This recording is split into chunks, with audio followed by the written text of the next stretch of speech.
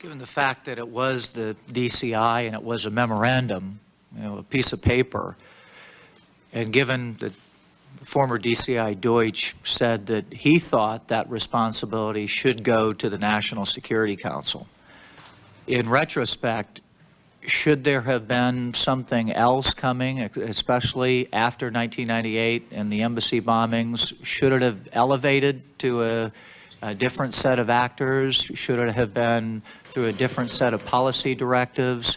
What might have changed this from, as you stated, an evolutionary status to a war footing? Well, I think if you look at the activities of the NSC principles in the post-August 1998 period, you would see something that looked pretty much like a war footing. And particularly in the period in 1999, as we became concerned with the millennium, there were practically daily conversations by the NSC principals about this problem. And certainly in the fall of 1999, there were daily and sometimes multiple times a day meetings of the NSC principals about this. So I think at the highest levels, there was a recognition that this was a challenge, the likes of which we had not seen in a very long time, because even during the height of the Cold War, this was not a kind of a tactical day-to-day crisis, with the exception of periods like the Cuban Missile Crisis or the Berlin Crisis. So people understood that. I think that the problems were with changing the way the system as a whole worked, as opposed to what individual cabinet members and sort of principal deputies were doing, was that we hadn't thoroughly, taken apart the system. What we did was to create a focus at the NSC, both through the National Security Advisor and through the Director of Counterterrorism, who I think did an extraordinary job. And I think, as many of you know, I think Dick Clark was an enormous civil servant who provided a considerable amount of energy and drive and direction to that. But I think that what is clear, and clearly what I've advocated here, is that we tried to work it through an existing system. We made changes in PDD 62, but we still relied on the lead agency concept, and we still weren't able to deal with the two barriers that I talked about, which was the divide between foreign and domestic, and the divide between law enforcement and intelligence. We had endless discussions with the FBI and the Justice Department about how to solve these problems. But without, I think, direction, not only from the President, but also from Congress and from leading voices such as the Commission, I think that the public support for the kind of changes that are needed now is possible. But that's why we have to, I think, have the kind of leadership that you all can show in making that happen. August 7th, 1998, National Security Advisor Sandy Berger woke President Bill Clinton with a phone call at 5:35 a.m. to tell him of the almost simultaneous bombings of the U.S. embassies in Nairobi, Kenya, and Dar es Salaam, Tanzania. Suspicion quickly focused on Bin Laden. Unusually good intelligence, chiefly from the year-long monitoring of al-Qaeda's cell in Nairobi, soon firmly fixed responsibility on him and his associates. Debate about what to do settled very soon on one option: Tomahawk cruise missiles. Months earlier, after cancellation of the covert capture operation, Richard Clark had prodded the Pentagon to explore possibilities for military action. On June 2nd, General Hugh Shelton, the chairman of the Joint Chiefs of Staff, had directed General Anthony Zinni at Central Command to develop a plan which he had submitted during the first week of July. Zinni's planners surely considered the two previous times the United States had used force to respond to terrorism, the 1986 strike on Libya and the 1993 strike against Iraq. They proposed firing tomahawks against 8 terrorist camps in Afghanistan, including Bin Laden's compound at Tarnak Farms. After the embassy attacks, the Pentagon offered this plan to the White House. The day after the embassy bombings, George Tenet brought to a principals meeting intelligence that terrorist leaders were expected to gather at a camp near Khost, Afghanistan, to plan future attacks. According to Berger, Tenet said that several hundred would attend, including Bin Laden. The CIA described the area as effectively a military cantonment, away from civilian population centers and overwhelmingly populated by jihadists. Clark remembered sitting next to Tenet in a White House meeting, asking Tenet, "You thinking what I'm thinking?" and his nodding yes. The principals quickly reached a consensus on attacking the gathering. The strike's purpose was to kill bin Laden and his chief lieutenants. Berger put in place a tightly compartmentalized process designed to keep all planning secret. On August 11th, General Zinni received orders to prepare detailed plans for strikes against the sites in Afghanistan. The Pentagon briefed President Clinton about these plans on August 12th and 14th. Though the principals hoped that the missiles would hit bin Laden, National Security Coordinating Staff recommended the strike whether or not there was firm evidence that the commanders were at the facilities. Considerable debate went to the question of whether to strike targets outside of Afghanistan, including 2 facilities in Sudan. One was a tannery believed to belong to bin Laden. The other was al-Shifa, a Khartoum pharmaceutical plant which intelligence reports said was manufacturing a precursor ingredient for nerve gas with bin Laden's financial support. The argument for hitting the tannery was that it could hurt bin Laden financially. The argument for hitting al-Shifa was that it would lessen the chance of bin Laden having nerve gas for a later attack. Ever since March 1995, American officials had in the back of their minds the Shinriko's release of sarin nerve gas in the Tokyo subway. President Clinton himself had expressed great concern about chemical and biological terrorism in the United States. Bin Laden had reportedly been heard to speak of wanting a Hiroshima and at least 10,000 casualties. The CIA reported that a soil sample from the vicinity of the al-Shifa plant had tested positive for EMTA, a precursor chemical for VX, a nerve gas, whose lone use was for mass killing. 2 days before the embassy bombings, Clark's staff wrote that bin Laden had invested in, and almost certainly has access to, VX gas produced at a plant in the Sudan. Senior State Department officials believed that they had received a similar verdict independently, though they and Clark's staff were probably relying on the same report. Mary McCarthy, the National Security Coordinator Senior Director responsible for intelligence programs, initially cautioned Berger that the bottom line was that we will need much better intelligence on this facility before we seriously consider any options. She added that the link between bin Laden and al-Shifa was rather uncertain at this point. Berger had told us that he thought about what might happen if the decision went against hitting al-Shifa and nerve gas was used in a New York subway 2 weeks later. By the early hours of the morning of August 20th, President Clinton and all his principal advisors had agreed to strike bin Laden's camps in Afghanistan near coast, as well as hitting al-Shifa. The president took the Sudanese tannery off the target list because he saw little point in killing uninvolved people without doing significant harm to bin Laden. The principal was the most qualms regarding al-Shifa was Attorney General Janet Reno. She expressed concern about attacking 2 Muslim countries at the same time. Looking back, she said that she felt the promise kept shifting. Later, on August 20th, Navy vessels in the Arabian Sea fired their cruise missiles. Though most of them hit their intended targets, neither bin Laden nor any other terrorist leader was killed.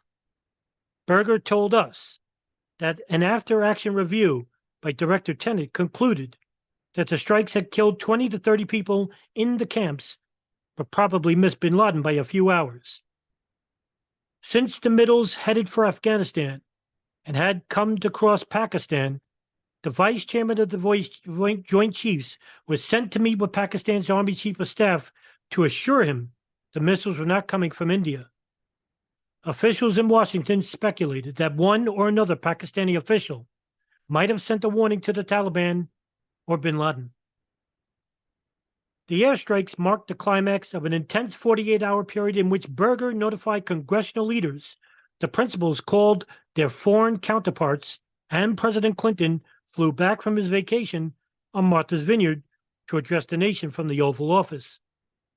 The president spoke to the congressional leadership from Air Force One, and he called British Prime Minister Tony Blair, Pakistani Prime Minister Nawaz Sharif, and Egyptian President Hosni Mubarak from the White House. House Speaker Newt Gingrich and Senate Majority Leader Trent Lott initially supported the president. The next month, Gingrich's office dismissed the cruise missile attacks as pinpricks. At the time, President Clinton was embroiled in the Lewinsky scandal, which continued to consume public attention for the rest of the year and the first months of 1999. As it happened, a popular 1997 movie, Wag the Dog, features a president who fakes a war to detract public attention from a domestic scandal. Some Republicans in Congress raised questions about the timing of the strikes. Berger was particularly rankled by an editorial in The Economist that said that only the future would tell whether the United States missile strikes had created 10,000 new fanatics where there would have been none. Much public commentary turned immediately to scalding criticism that the attacks were too aggressive.